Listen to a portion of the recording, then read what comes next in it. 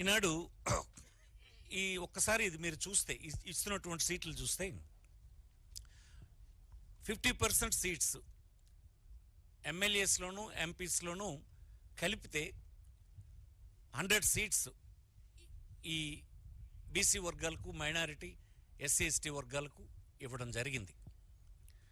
అలాగనే 175 MLA సీట్స్లో 29 ఎస్సీస్, 7 ఎస్టీస్, BCs 48, 91 OC, 7 minorities, ఇందులో అన్ని కేటగిరీస్లో కలిపి 19 మంది ఉమెన్ ఉన్నారు. అలాగే 25 ఎంపీ సీట్స్లో SC 4, ST 1, BC 11 seats BC ఉన్నారు, ఓసీ 9. టోటల్ కేటగిరీ అన్ని కేటగిరీస్లో కలిసి 5 ఉమెన్. 200 ఎమ్మెల్యే ఎంపీ సీట్స్లో డిస్ట్రిబ్యూషన్ ఒకసారి చూసుకుంటే ఎలా ఉందంటే SC 33, ST 8, BC 59, OC 100, 7 minorities, అన్ని కేటగిరీస్లో 24 ఉమెన్ క్యాండిడేట్స్ ఈసారి ముఖ్యమంత్రి గారు ఎంపిక చేశారు.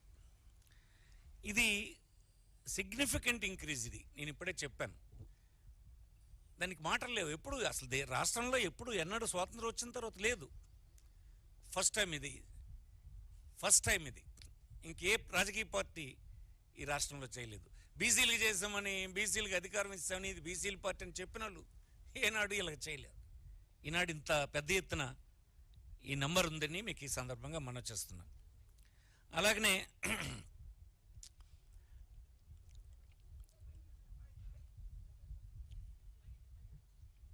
మైనారిటీ కమ్యూనిటీస్లో ఇంతకుముందు కంపేర్ చేసుకుంటే for SC, ST, BC, minority communities కలిపి 7 సీట్స్ని 19తో కంపేర్ చేసుకుంటే 7 సీట్స్ని ఇంక్రీజ్ చేశాం.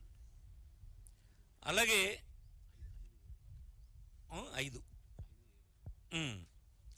ఇక్కడ ఉంది చూడండి. ఇక్కడ 7 seats are increased when compared to 2019. ఉమెన్కి 175 సీట్స్లో ఇది టోటల్ అయితే 5 సీట్స్. ఉమెన్కు ఇచ్చినటువంటివి 4 ఎమ్మెల్యే సీట్స్ ఆర్ ఇంక్రీజ్డ్. 19 కంటే 4 ఉమెన్ని అసెంబ్లీ సెగ్మెంట్స్కు అదనంగా సెలెక్ట్ చేయడం జరిగింది. అప్పటికంటే ఇంక్రీజ్ అయినారు. ఇది ఎలా ఉన్నాయంటే ఎస్సీ 29, ఎస్టీ 7, బీసీ 41 ఇలా ఉన్నాయి. ఇది 19ది. 24 వస్తే 24లో 29 ఎస్సీ, 7 ఎస్టీ, ఈ 41ది 48 అయినాయి. అలాగే 77 టోటల్ తీసుకుంటే 84 అయినాయి. ఇది ఇంక్రీజ్ అని మీకు సందర్భంగా వచ్చేస్తుంది.